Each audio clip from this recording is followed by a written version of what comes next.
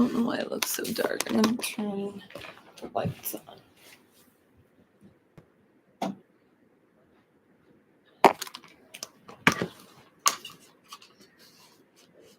Hey, you guys.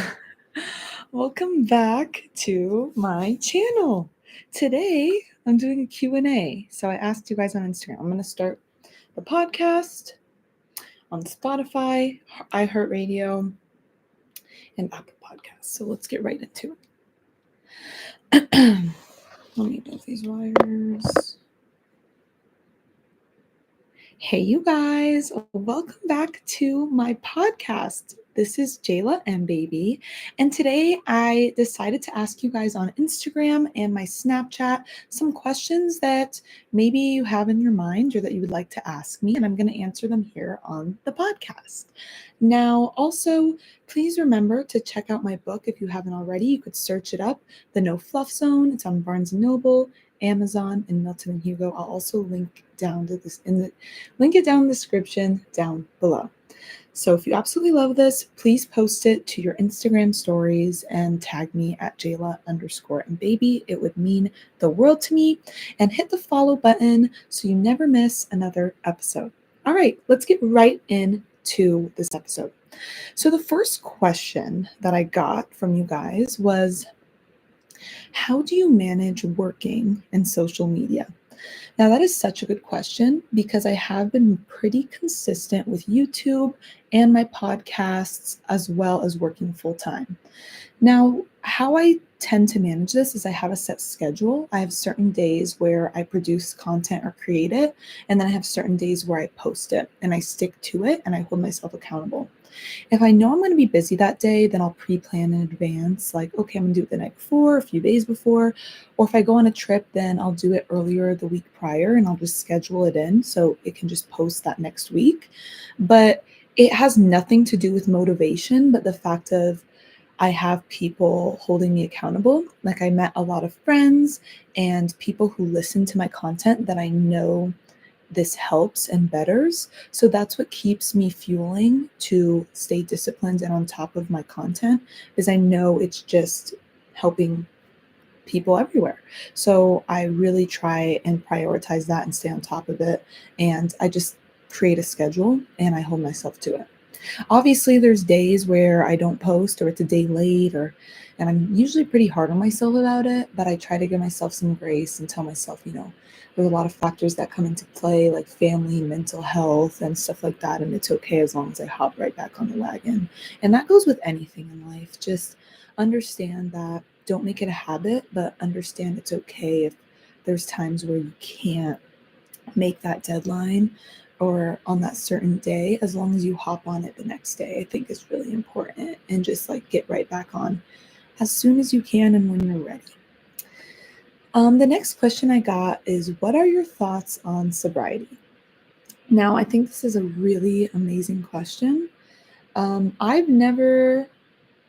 have watched loved ones and been with people who have struggled with sobriety, and in conclusion, I think people who become sober and continue to stay sober day in and day out are one of the strongest people in the world.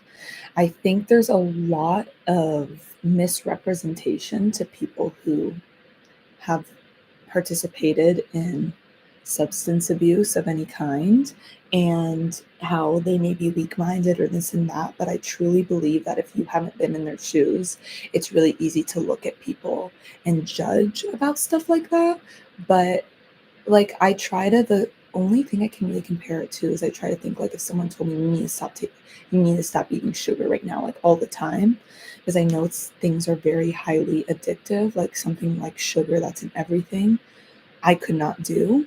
And I think it takes a really strong mindset, and to face multiple people while going through that process is a huge, big deal.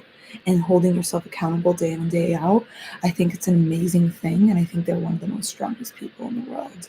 And they usually find a routine and a habit and surround themselves by good people. I think those people are the strongest minded.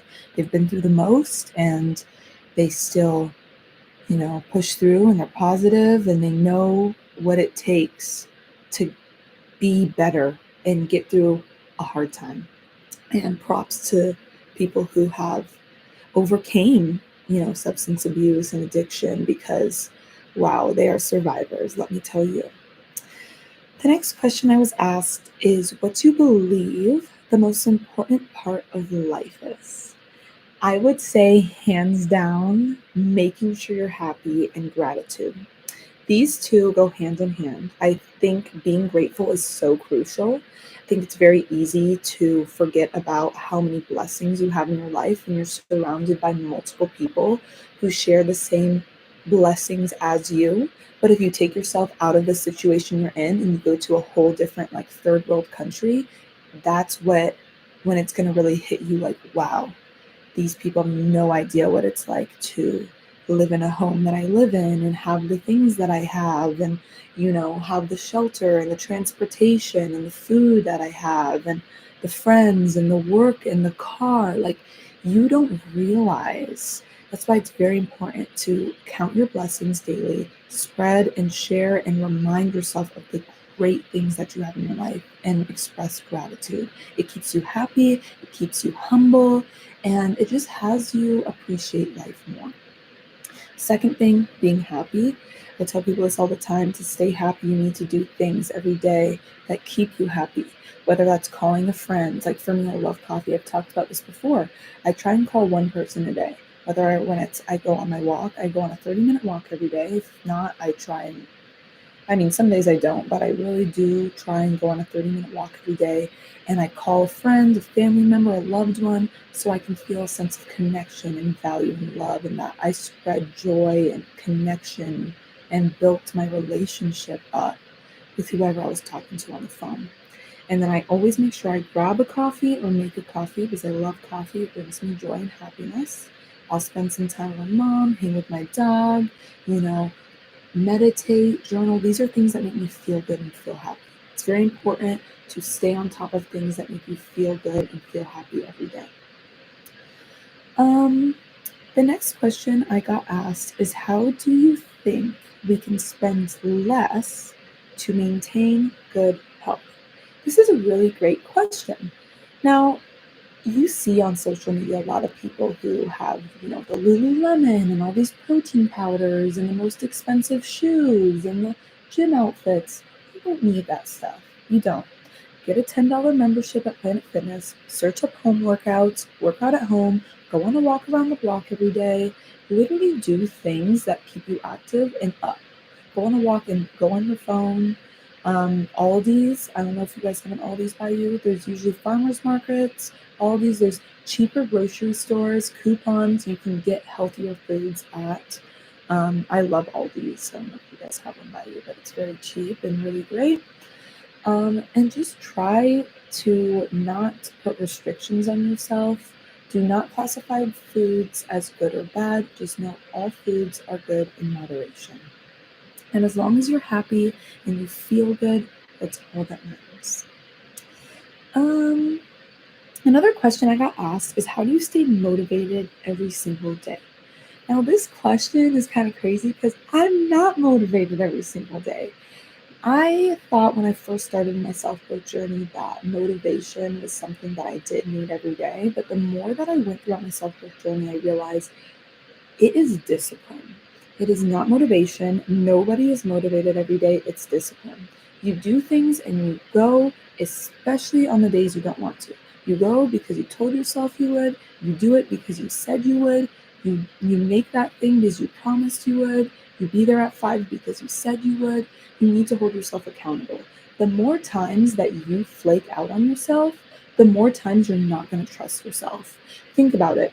Rob Dial on Mindset Mentor, the Mindset Mentor, yeah. I absolutely love Rob Dial. He was talking about this today on his podcast. He was talking about how, imagine when you invite a friend over and they say they're coming and then they keep canceling and keep canceling and keep canceling. Then you're going to eventually realize when you invite them, oh, they're probably not going to come because they broke that trust with you. Same thing goes for when you tell yourself you're going to do something. If you constantly keep going back on what you told yourself you're going to do, you're not going to trust yourself and you're not going to stick with it. You keep pushing things off for tomorrow and saying you're going to do it tomorrow and all this stuff. You are not going to believe in yourself or trust yourself or follow through. So it's very important you follow through, especially on the days you don't want to. Like today, I did not want to go to the gym. I was like, and I literally felt like I had all these thoughts convincing me not to go. And I was like, what am I doing? I'm going to go. Even if it's for a little bit, I got a workout in. And that's morally what's important. Some days you may not feel up to doing the whole full workout, but a 10-minute workout, a 20-minute workout, a 30-minute workout is better than not going at all. So you're going to feel like you went, you're going to feel like you did something. And usually, once you get to the destination, it's literally 20%. 80% is getting there or starting, and 20% is actively doing. So keep that in mind as well. Next question I was asked is, how can I maintain a healthy mental while living with depressed people? Wow, this is a deep one. This one is very interesting because you cannot control the people around you, but you can control you. You are who you surround yourself with, so you need to be mindful of that. When this happens, it's important to prioritize you.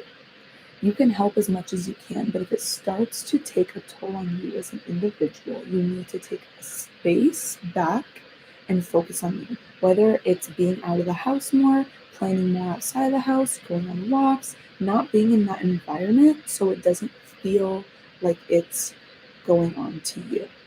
Especially people who are pretty empathic. They kind of empathic people feel emotions of others. So if someone's depressed or if someone's angry, they feel how they're feeling and it makes them feel not great. So it's very important to take yourself out of that environment and put yourself in a new one. Maybe go to a coffee shop, do some work, read, go on a walk, hang with friends, pick up more shifts, or try and move out. You want to think proactively instead of becoming reactive to the situation. And overall, put yourself above everything. You can't help others if you can't help yourself.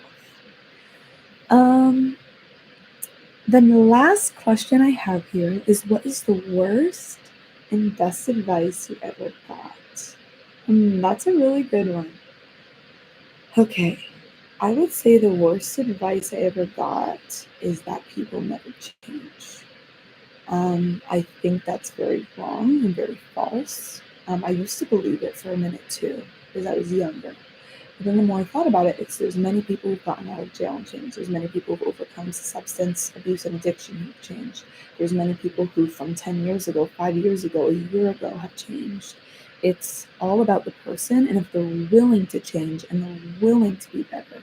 So that's the worst advice I ever got, because I think some people do stick in their ways, but if they're willing to change, that's a whole other story.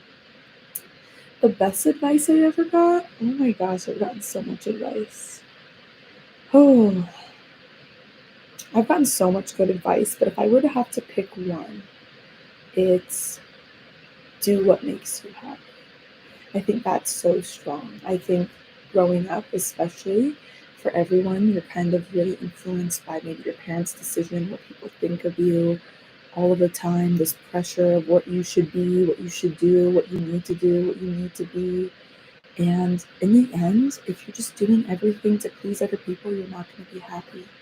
So doing things that make you happy, following your passions, following your dreams, setting boundaries, I think is the best advice I've ever gotten.